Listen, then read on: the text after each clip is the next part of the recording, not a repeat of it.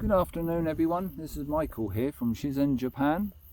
It's actually a long time since I've made a video. I've been much more busy than I expected.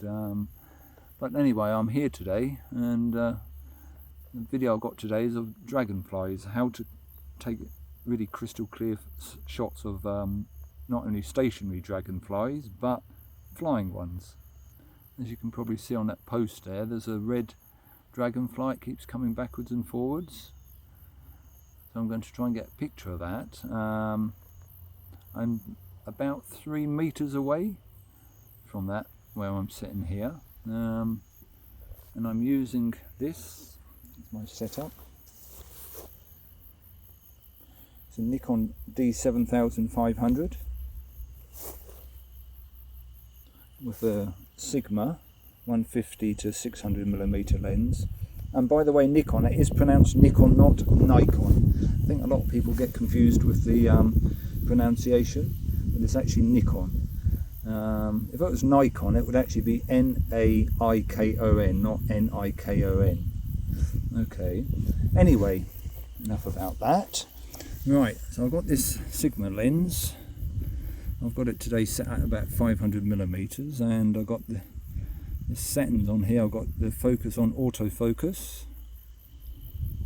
and then I've got it set for 2.8 to 10 meter focal length.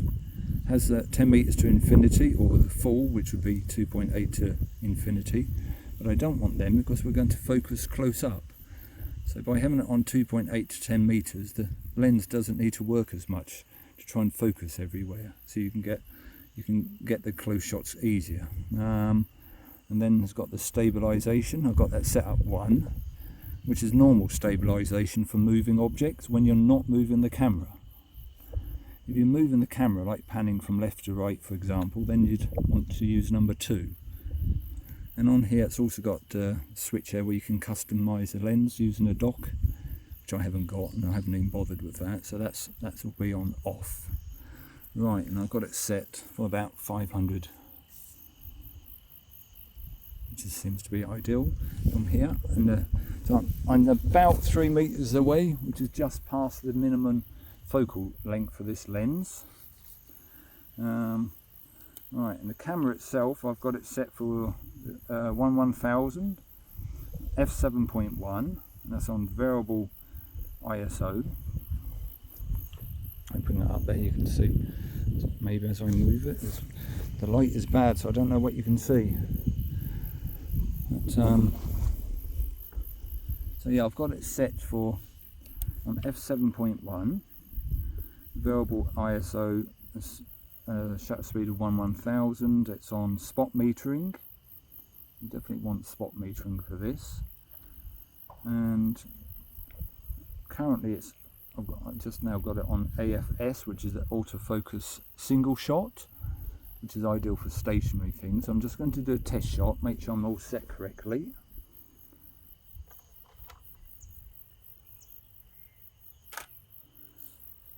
Right, let's check the histogram. Okay, I don't know if you can see this. That's pretty much spot on there. If I make the screen full size, as you can see,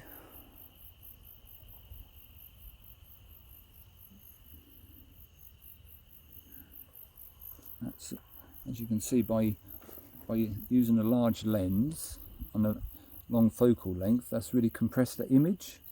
So by compressing the image, you get really nice, like, soft background. So it's got a nice blue, sort of browny, greeny, blurry background, really smooth and silky looking, which is what you want. You can do it with a smaller lens, of course, but you want to be a bit closer. Dragonflies are fairly tame in that sense. You can get quite close to them, but the bigger the lens, probably the easier it is. You can just be that much further away and still get the really nice effect. So anyway, so that looks like that's correct. So now I'm just going to change the autofocus back to continuous, which is what I want. And then I'm going to focus not on the dragonfly actually, I'm going to focus on the very top edge of that stick. The reason being, if I focus on the dragonfly, because it's so small and so quick, by the time that I push the button that tries to fly off, that will be gone, and the camera won't be able to pick up anything, and that'll go out of focus. So if you keep it on the stick, it's always got something to focus on, so that will keep the camera in focus even when the dragonfly's left the scene. So when it comes back is when you can get a picture of it. Okay, so that's what you want to do. Normally with focus, like if it's a still shot only, you're going to focus on its head, get its face and everything, but in this case you want to focus on that stick. It's the best spot, and that's going to allow you to capture the dragonfly a lot easier. Right, I'm going to give it a go and see what happens. It's quite windy, so I've got to try and keep this camera steady, but anyway, let's see. Let's see what happens. Unfortunately, it's turned its back to me at the minute.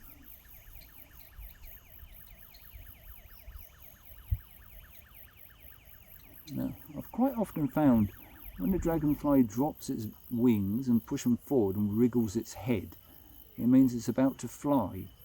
I don't know why, but that does seem to be the case. So that's a sign to look out for. You want to keep your finger on the shutter, keep it half depressed.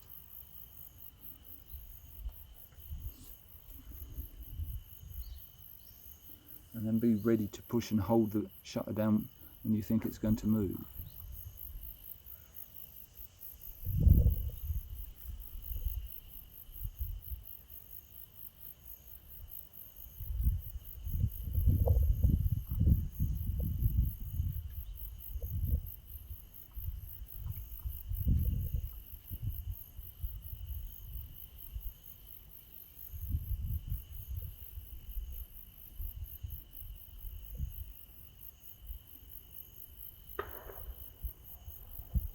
Photographing any type of wildlife, whether it be a bird, an animal, an insect, whatever, normally patience is very important, especially if you want to get a particular shot. You can sometimes wait hours to get that shot you want. This type of photography is definitely not good for impatient people, so if you're one of them types, you might want to do something different.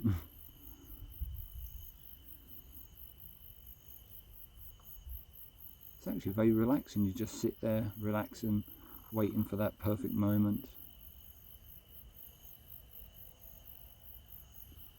I'm doing this freehand, but you could, as you're focusing on one spot, you could probably use a tripod. In fact, you'd probably find it easier for a tripod. You can just set your camera up, and you don't need to hold it.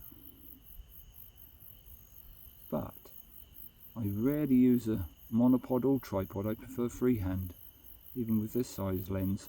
I just find it's more flexible.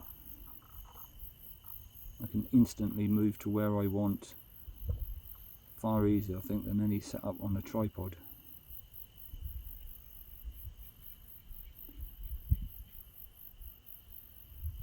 If you're in very low light conditions, then of course a tripod would be more helpful, but on a very bright day like today, it's not really needed.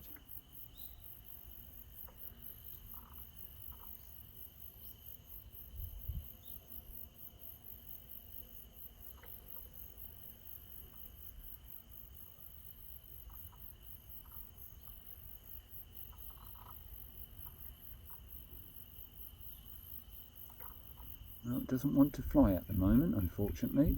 We just have to hang on and be a little bit more patient. Eventually that will fly. Sometimes they're quite lively and they shoot off for a second, come back, shoot off again, come back. Other times they're like this one, just sit there and just occasionally fly.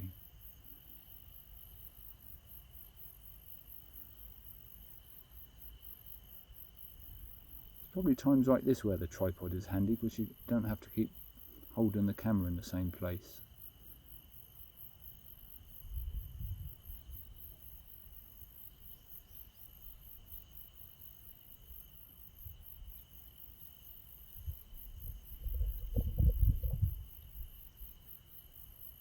Another advantage, if you've got the tripod, of course, you don't have to keep looking through the viewfinder. You could use the screen.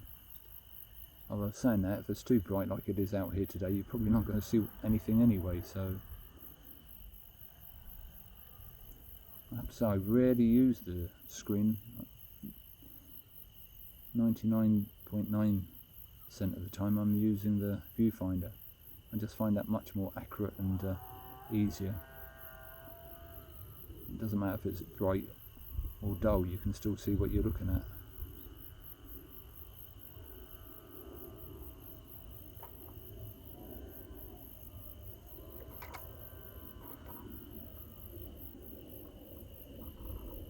At least it's turned this way now, but doesn't look like it wants to fly yet.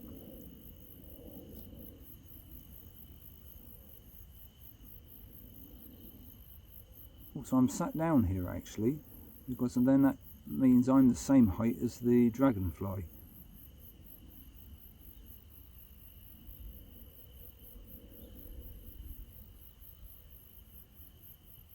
Not always the case, but it's quite often nice to be at the same height as the subject you're photographing.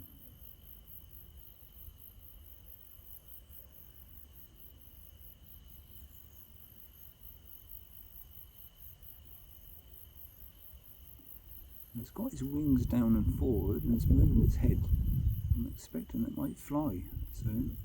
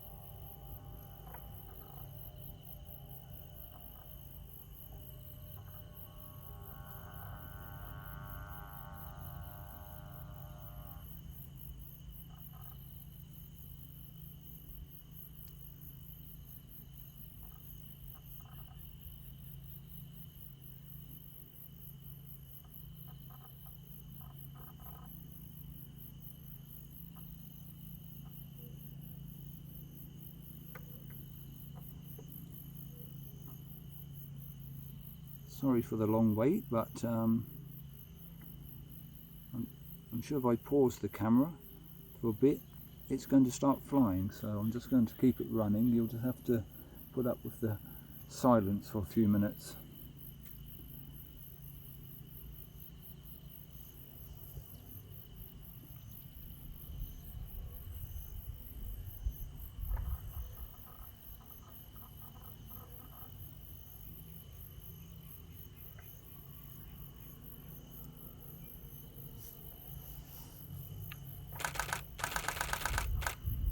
Right, hopefully that time I got it.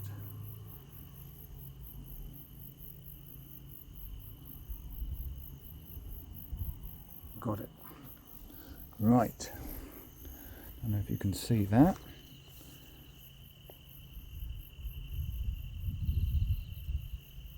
There you go, that's it, that got it. That's how to capture a flying dragonfly. Just a matter of being patient like that, and then when it starts to fly, or you think it's going to fly, just push the button down, click off a few photos, and you should better get it. I've got one there. And that should look quite good on the screen, on the big screen. So that's it. So your main thing is get set up, find a spot. Ideally, to do dragonflies flying, you want them on a stick. If they're on the ground, they tend to go back in a similar place, but not the same spot. So it's very difficult. You need like a stick, blade of grass, or some spot where they keep coming back to. As you can probably see, that it keeps coming back to the same spot. I was flying a lot now. So yeah, they keep coming back to the same spot. So stick something like that is the best, it's easiest. And then you want to get as close as you can with as big a lens as you possibly have. So you can really compress the image and you get that really silky background. So yeah, so if you do that, you should better get a good photo. Make sure you're on spot metering. You want your camera so you got it on continuous and fast shutter speed, and give it a go.